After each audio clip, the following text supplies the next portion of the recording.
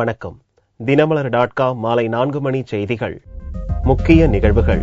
இலங்கை தமிழர் நலனுக்காக ரத்தம் சிந்தினார் ராஜீவ். நாகர்கோவில் தேர்தல் பிரச்சார கூட்டத்தில் காங்கிரஸ் தலைவர் சோனியா உருக்கம். வாக்காளர்களுக்கு பண விநியோகத்தை கண்காணிக்க மண்டல அளவிலான தனிக்குழுக்கள். பிரச்சார கூட்டங்களுக்கு பணம் கொடுத்து அழைத்து வருவதையும் கண்காணிக்க தேர்தல் ஆணையம் முடிவு. ஐபிஎல் ஸ்பாட் பிக்சிங் விசாரணை முடியும் வரை பிசிசிஐ தலைவர் பதவி கிடையாது. சீனிவாசனுக்கு சுப்ரீம் கோர்ட் கண்டிப்பான உத்தரவு. விரிவான செய்திகள். இலங்கை தமிழர்களுக்காக ராஜீவ் ரத்தம் சிந்தினார் என்று கூறிய சோனியா, அரசியல் ஆதாயத்துக்காக காங்கிரஸை குற்றம் சொல்லக்கூடாது என்று பேசினார். காங்கிரஸ் தலைவர் சோனியா நாகர்கோவிலில் நடந்த பிரம்மாண்டமான தேர்தல் பிரச்சார கூட்டத்தில் பேசினார். இலங்கை தமிழர்களுக்காக காங்கிரஸ் எதுவும் செய்யவில்லை என்று அரசியல் ஆதாயங்களுக்காக சிலர் குறை கூறுவதாக தெரிவித்த சோனியா, ராஜீவ் ரத்தம் சிந்தியதே அவர்களுக்காகத்தான் என்றார். They claim that we have done nothing for the Tamil people, for our brothers, Tamil brothers and sisters in Sri Lanka. And I want to ask them, is there any party which has done more than the Congress party for the Sri Lankan Tamils? Rajiv Gandhi sacrificed his life while fighting for our brothers and sisters in Sri Lanka. தமிழக மீனவர்கள் பிரச்சினையில் சுமூக தீர்வு காண இருதரப்பினர் சந்திப்பை அதிமுக அரசுதான் காலதாமதம் செய்வதாக சோனியா குற்றம் சாட்டினார். இந்தியாவை மதத்தின் பெயரால் பிரித்தாளும் சூழ்ச்சியில் பாரதிய ஜனதா ஈடுபடுவதாகவும் தனிநபரிடம் அக்கட்சி சிக்கிக் கொண்டிருப்பதாகவும் கூறிய சோனியா, தனிநபரிடம் இந்த தேசம் போய்விடக்கூடாது என்று கூறினார். The BJP is in the hands of one individual. This individual claims to have the solution for all the problems of India. He claims that if he comes to power, India will become a paradise. You must reject the unbridled ambition of this one individual. கடந்த 10 ஆண்டுகளில் மத்திய அரசு பல்வேறு சாதனைகளை படைத்துள்ளதாகவும் வறுமை கோட்டுக்கு கீழ் இருந்த 40 கோடி மக்கள் மீட்கப்பட்டுள்ளதாகவும் கூறிய சோனியா, தமிழகத்தில் காங்கிரஸ் தனித்து விடப்படவில்லை என்றும் மக்களின் ஆதரவு முழுமையாக இருப்பதாகவும் கூறினார். பண விநியோகத்தை கண்காணிக்க மண்டல அளவிலான தனிக்குழு அமைக்கப்படும் என்று தமிழக தலைமை தேர்தல் அதிகாரி பிரவீன்குமார் தெரிவித்துள்ளார். தமிழக தலைமை தேர்தல் அதிகாரி பிரவீன்குமார் புதன்கிழமை அன்று செய்தியாளர்களை சந்தித்தார். ஓட்டுப்பதிவு நாளன்று 60 லட்சம் வாக்காளர்களுக்கு SMS மூலம் நினைவூட்டல் அனுப்பி வைக்கப்படும் என்று கூறிய பிரவீன்குமார், கூடுதல் ஓட்டுப்பதிவுக்காக பல்வேறு நடவடிக்கை எடுக்கப்படும் என்றும் கூறினார். இதுவரை 37 கோடி ரூபாய் மதிப்புள்ள ரொக்கம் மற்றும் பொருட்கள் பறிமுதல் செய்யப்பட்டுள்ளதாக கூறியவர், வரும் 20ஆம் தேதி முதல் மண்டல வாரியாக பண விநியோகத்தை கண்காணிக்க தனிக்குழு அமைக்கப்படும் என்றும் கூறினார். எலெக்ஷன் நாள் also we are trying to this time என்ன பண்ண போறோம், 10 மணிக்கு ஒரு மெசேஜ் போகும், யார் மொபைல் நம்பர் நம்ம கிட்ட இருக்கு. சுமார் 60 லட்சம் பேர் மொபைல் நம்பர் நம்ம டேட்டாபேஸ்ல இருக்கு, ERMS. அவங்களுக்கு 10 மணி ஆயிடுச்சு, நீங்க ஓட் போட்டீங்களா இல்லையா. அதே மாதிரி 4 மணிக்கு இப்ப இன்னும் 2 மணி மட்டும் பாக்கி இருக்கு, பிளீஸ் ஓட் போடாம இருந்தா reminders. Zonal party will start working from 20ஆம் தேதி இருந்து அந்த ஜோன் பொறுத்த வரைக்கும். Any complaint on that will be given there itself. So ஒரு 10 போலிங் பூத்துக்கு ஒரு தனியாக டீம் ஓடிட்டு இருக்கும். So for checking this kind of distribution. இதுவரை we are checking மூவ்மெண்ட். இப்போ டிஸ்ட்ரிபியூஷன் செக் பண்ணக்கு இது அடிஷனல் இப்போ இது மாதிரி பண்றோம். ஃபிளைங் ஸ்குவாட், ஸ்டாட்டிக் ஸ்குவாட் தவிர அதுக்கு மேலே ஒரு ஜோனுக்கு ஒரு team will be there. Zones நம்ம கிட்ட ஸ்டேட்ல 5360 ஜோன்ஸ் இருக்கு. தேர்தல் பிரச்சாரத்தில் குழந்தைகளை ஈடுபடுத்தக்கூடாது என்று கூறிய பிரவீன்குமார், பிரச்சார பொதுக்கூட்டங்களுக்கு பணம் கொடுத்து ஆள் சேர்ப்பு நடப்பது குறித்து தீவிர கண்காணிப்பு மேற்கொள்ளப்படும் என்றார். இணையதளத்தில் வழக்கமான பட்டியலுடன் துணை வாக்காளர் பட்டியல் இறுதியில் இணைக்கப்பட்டிருக்கும் என்றும் அவர் விளக்கம் அளித்தார். சில்ட்ரன் இன்வால்வ் பண்ணக்கூடாது, மாடல் கோட்ல வருது, it's not a law. Model கோட்ல should not use children for campaigning. பணம் கொடுத்து நீங்க மீட்டிங்கு போங்க சொல்றாங்க, பப்ளிக் மீட்டிங்கு போங்க. அது மாதிரி இருந்தா எங்கேயோ எனி லீடர் பப்ளிக் மீட்டிங்க்கு போது சுத்தி ஜோன்ல போய் நீங்க ஆடிட் பண்ணுங்க, செக் பண்ணுங்க, நரிகாவை நடக்கதே இல்லையா. அங்கே போய் send teams and find out actually நரிகாவை நடக்கதே இல்லையா, மஸ்டர் ரோல் எத்தனை பேர் இருக்காங்க, அங்கே இருக்காங்க இல்லையா. ஸோ அது மாதிரி டைவர்ஷன் ஆகக்கூடாது. தனியா ஒரு துணை பட்டியல் இங்கே பார்க்கலாம், அந்த மாதிரி கிடையாது. ஈச் போலிங் பூத்ல மேலே ஃபர்ஸ்ட் த மெயின் பட்டியல், அதுக்கு அப்புறம் இருக்கும் துணை பட்டியல் 1 which was published on 10th. அப்புறம் இருக்கும் துணை பட்டியல் 2 இப்போ பப்ளிஷ், அப்புறம் டிலிஷன் பட்டியல், அப்புறம் கரெக்ஷன் பட்டியல். முன்னதாக செஸ் சாம்பியன் விஸ்வநாதன் ஆனந்த் மற்றும் தலைமை தேர்தல் அதிகாரி என்ற முறையில் பிரவீன்குமார் ஆகியோரின் தேர்தல் விழிப்புணர்வு பிரச்சார படம் வெளியிடப்பட்டது. தமிழகம் முழுவதும் பேருந்துகளில் 20,000 ஸ்டிக்கர்கள் ஒட்டப்படும் என்று கூறிய பிரவீன்குமார் அதையும் பத்திரிகையாளர்கள் மத்தியில் வெளியிட்டார். IPL ஸ்பாட் பிக்சிங் குறித்த விசாரணை முடியும் வரையில் கிரிக்கெட் வாரிய தலைவர் பதவியிலிருந்து சீனிவாசன் விலகியிருக்க வேண்டும் என உச்சநீதிமன்றம் கண்டிப்புடன் உத்தரவிட்டுள்ளது. கடந்த ஆண்டு IPL போட்டிகளின் போது நடந்த ஸ்பாட் பிக்சிங் மற்றும் பெட்டிங் தொடர்பான வழக்கு உச்சநீதிமன்றத்தில் நடந்து வருகிறது. கடந்த மார்ச் 28ஆம் தேதி வழக்கு விசாரணைக்கு வந்தபோது மருமகன் குருநாத் மெய்யப்பன் மீதான பெட்டிங் குற்றச்சாட்டு நிரூபணமாகி இருப்பதாக முகுல் முத்கல் குழு அறிக்கை அளித்துள்ளதால் கிரிக்கெட் வாரிய தலைவர் N. சீனிவாசனை பதவி விலகும்படி உத்தரவிட்ட உச்சநீதிமன்றம் வாரிய இடைக்கால தலைவராக இந்திய அணியின் முன்னாள் கேப்டன் சுனில் கவாஸ்கரை நியமித்தது. இந்த வழக்கு புதனன்று A.K. பட்நாயக் தலைமையிலான பெஞ்ச் முன் விசாரணைக்கு வந்தது. அப்போது N. சீனிவாசன் மற்றும் புகழ்பெற்ற 12 கிரிக்கெட் வீரர்கள் மீது முத்கல் அறிக்கையில் குற்றம் சாட்டப்பட்டுள்ளதாக கூறிய நீதிபதிகள் ஸ்பாட் பிக்சிங் பெட்டிங் புகார்கள் குறித்து CBI அல்லது சிறப்பு புலனாய்வு குழுவின் விசாரணைக்கு உத்தரவிட்டால் கிரிக்கெட் வீரர்களின் நற்பெயருக்கு களங்கம் ஏற்படுவதோடு கிரிக்கெட் வாரியத்தின் தன்னாட்சியும் அழிந்து போகும் என்றும் குறிப்பிட்டனர். எனவே CBI அல்லது சிறப்பு புலனாய்வு குழு விசாரணைக்கு உத்தரவிட விரும்பவில்லை என்றும் கூறிய நீதிபதிகள் முத்கல் கமிட்டி அறிக்கையில் கூறப்பட்டுள்ள குற்றச்சாட்டுகள் கடுமையான என்பதால் அது குறித்து முழு விசாரணை நடத்தப்பட வேண்டியது அவசியம் என்று தெரிவித்தனர். ஆகவே விசாரணை முடியும் வரையில் கிரிக்கெட் வாரிய செயல்பாடுகளில் இருந்து சீனிவாசன் விலகி இருக்க வேண்டும் எனவும் கண்டிப்புடன் உத்தரவிட்டனர். IPL தலைமை செயல் அதிகாரியாக சுந்தர் ராமன் தொடர்வதா வேண்டாமா என்பது குறித்த முடிவை தன்னால் எடுக்க முடியாது என்று கவாஸ்கர் கூறியதை ஆராய்ந்த நீதிபதிகள் IPL சீசன் 7 போட்டிகள் புதனன்று துவங்குவதை கருத்தில் கொண்டு சுந்தர் ராமனே IPL தலைமை செயல் அதிகாரியாக தொடர அனுமதி அளித்தனர். ஐக்கிய அரபு எமிரேட்ஸில் உள்ள அபுதாபியில் புதனன்று மாலையில் துவங்கும் IPL சீசன் 7 போட்டியின் முதலாவது ஆட்டத்தில் மும்பை கொல்கத்தா அணிகள் மோதுகின்றன. அசாமில் எக்ஸ்பிரஸ் ரயில் தடம் புரண்டு விபத்துக்குள்ளானதில் 50க்கும் மேற்பட்ட பயணிகள் காயமடைந்தனர். அசாம் தலைநகர் கவுஹாத்தியிலிருந்து நாகாலாந்து மாநிலம் திமாப்பூர் இடையே இயக்கப்படும் திமாப்பூர் காமாக்யா எக்ஸ்பிரஸ் ரயில் மத்திய அசாமில் புதனன்று அதிகாலை 2 மணி அளவில் சென்று கொண்டிருந்தது.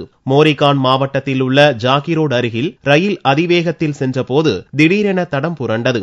என்ஜின் மற்றும் 10 பெட்டிகள் தண்டவாளத்திலிருந்து விலகின. அதில் 3 பெட்டிகள் தலைக்குப்புற கவிழ்ந்தன. இந்த பயங்கர விபத்தில் 50க்கும் மேற்பட்ட பயணிகள் படுகாயமடைந்தனர். விபத்து குறித்து தகவல் அறிந்ததும் ரயில்வே போலீசார், பேரிடர் மீட்பு படையினர், மத்திய ரிசர்வ் போலீசார் உள்ளிட்ட மீட்பு குழுவினர் விரைந்து சென்று காயமடைந்த பயணிகளை மீட்டு மோரிகாவுன் மாவட்ட மருத்துவமனைக்கு கொண்டு சென்றனர். பலத்த காயமடைந்த 19 பயணிகள் கவுகாத்தி அரசு மருத்துவக் கல்லூரி மருத்துவமனைக்கு கொண்டு செல்லப்பட்டனர். இந்த விபத்தின் காரணமாக 100 மீட்டர் தூரத்துக்கும் அதிகமாக தண்டவாளம் கடுமையாக சேதமடைந்துள்ளது. இதனால் அவ்வழியில் ரயில் போக்குவரத்து முடங்கியுள்ளது.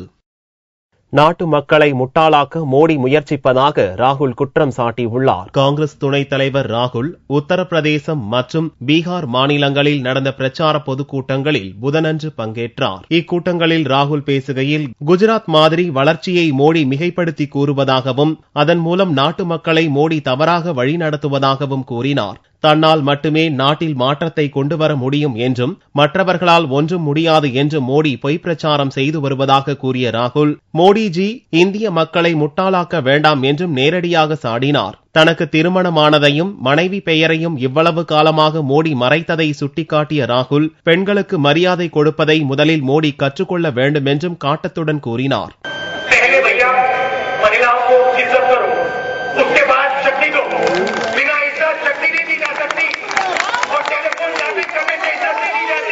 பாரதிய ஜனதா மதவாத கொள்கையை கோட்சேவின் கொள்கையோடு ஒப்பிட்ட ராகுல், காந்தியின் கொள்கைக்கும் கோட்சேயின் கொள்கைக்கும் இடையில் நடக்கும் போராட்டம்தான் இந்த லோக்சபா தேர்தல் என்றும் கூறினார். 2009ஆம் ஆண்டு தேர்தலைப் போலவே 2014 தேர்தலிலும் பாரதிய ஜனதா தோல்வியடைய போவதாகவும் ராகுல் கூறினார். கேஜ்ரிவாலுக்கு ஆதரவாக வாரணாசியில் தீவிர வாக்கு சேகரிப்பில் ஈடுபட்ட ஆம் ஆத்மி கட்சியினருக்கு எதிராக பாரதிய ஜனதா தொண்டர்கள் போராட்டம் நடத்தியதால் பரபரப்பு ஏற்பட்டது.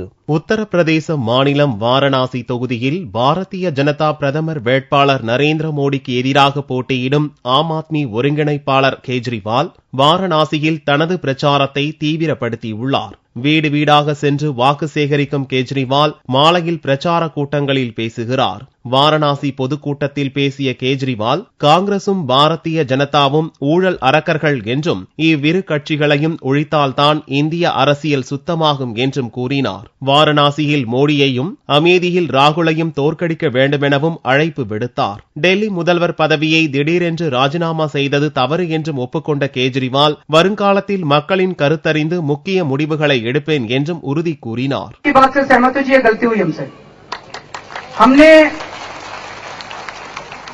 सरकार बनाने के पहले इस्तीफा देने जनमत संग्रह कराया था. अब जो कंफ्यूजन फैला, जब मैं सोचता हूं मुझे लगता है कि अगर इस्तीफा देने के पहले भी जनमत संग्रह कराया होता, जनता भी यही कहती जी इस्तीफा दे दो, लेकिन अगर हमने जनता से पूछ के ये बात की होती तो जनता के बीच में कंफ्यूजन नहीं होता. ये हमारी गलती है.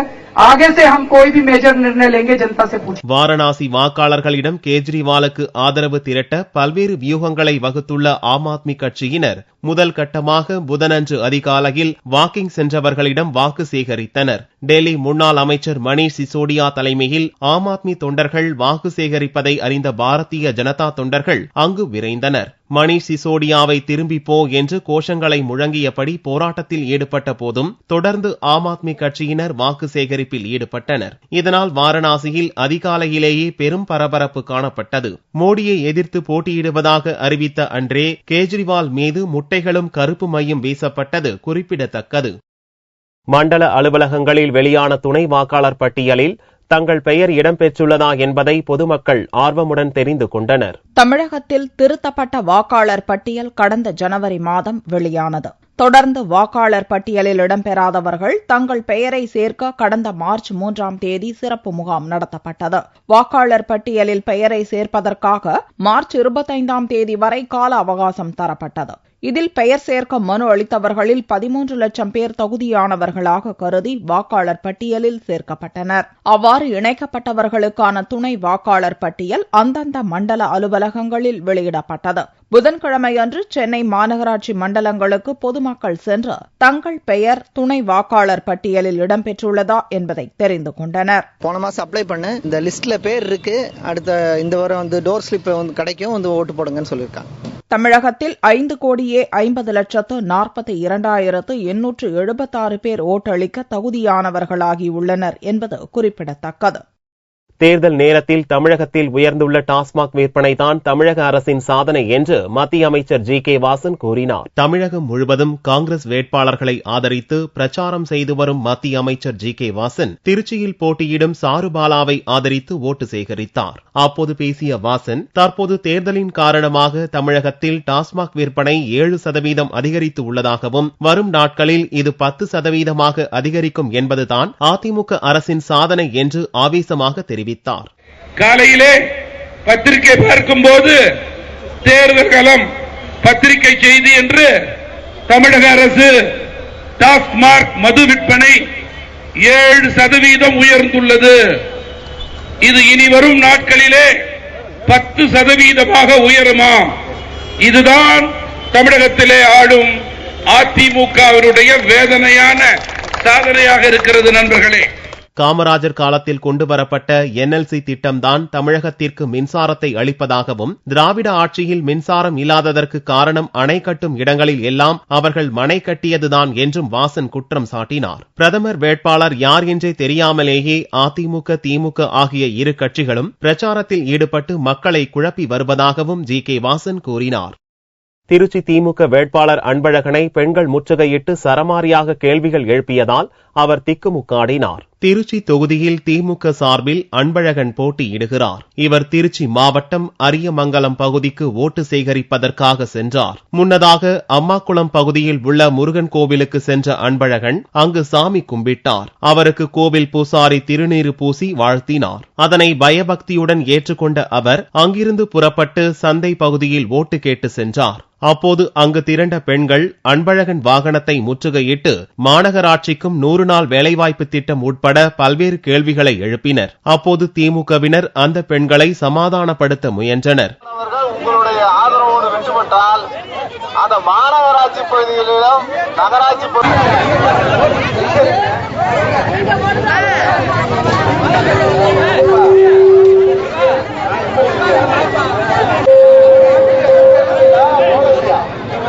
தன்னை வெற்றி பெற செய்தால் 100 நாள் வேலை திட்டத்தின் கீழ் வேலை தந்து 200 ரூபாய் சம்பளம் அளிப்பேன் என்று அன்பழகன் வாக்குறுதி அளித்துவிட்டு அங்கிருந்து வேகமாக புறப்பட்டு சென்றார். தங்கத்தின் விலையில் புதன்கிழமை அன்று சவரனுக்கு 96 ரூபாய் குறைந்திருந்தது. ஒரு சவரன் தங்கம் 22,296 ரூபாய்க்கு விற்பனையானது. 1 கிராம் ஆபரண தங்கம் 2,787 ரூபாயாக இருந்தது. வெள்ளி கிராமுக்கு 70 காசுகள் குறைந்து 1 கிராம் 45 ரூபாய் 30 காசுகளுக்கு விற்பனையானது. பார் வெள்ளியின் விலை 42,315 ரூபாயாக இருந்தது. திருச்சி சமயபுரத்தில் வாழைத் தோட்டத்தில் வீசப்பட்ட பச்சிளங்குழந்தையை போலீசார் மீட்டனர். திருச்சி சமயபுரம் சித்திரை தேரோட்டம் திருவிழாவில் லட்சக்கணக்கான பக்தர்கள் கலந்து கொண்டனர். இந்நிலையில் கோவில் அருகே உள்ள பெருவாளை வாய்க்கால் அருகே உள்ள வாழைத் தோப்பில் பச்சிளங்குழந்தையின் அழுகுரல் கேட்டு அங்கு சென்ற பெண்கள் அந்த பெண் குழந்தையை மீட்டனர். இதுகுறித்து சமயபுரம் போலீசாரிடம் தகவல் அளிக்கப்பட்டது. சம்பவ இடத்திற்கு வந்த போலீசார் குழந்தையை மீட்டு ஆம்புலன்ஸ் மூலம் திருச்சி மருத்துவமனைக்கு அனுப்பி வைத்தனர். 5 நாளான பெண் குழந்தைய பார்த்தீங்கன்னா சமயபுரம் தோப்பு பகுதியில் போட்டு போயிட்டாங்க. பச்சை தொண்டு மட்டும் போத்த நிலைமையில் இருந்தது. பப்ளிக் வந்து எங்களுக்கு ஃபோன் பண்ணி இந்த மாதிரி தகவல் பண்ணி இந்த மாதிரி குழந்தை கிடக்குது அப்படின்னு சொன்னாங்க. இந்த தகவல் கேட்டு நாங்கள் சரியான நேரத்தில் வந்து பார்த்தோம். இந்த குழந்தைய வந்து பார்த்தீங்கன்னா நேராக போலீஸ் ஸ்டேஷனில் பேரண்ட்ஸ் வந்து யாருன்னு கம்ப்ளைண்ட் கொடுத்துருக்கோம். தென் நாங்கள் கொண்டாந்து ஜிஹெச் சேர்த்துறோம். குழந்தை நல்ல ஆரோக்கியமான நிலைமையில இருக்கு. வாழை தோட்டத்தில் வீசி எறியப்பட்ட அந்த பச்சிளங்குழந்தையின் தாய் யார் என்பது குறித்து போலீசார் விசாரணை நடத்தி வருகின்றனர். மீண்டும் செய்திகள் இந்திய நேரப்படி இரவு 8 மணிக்கு. வணக்கம்.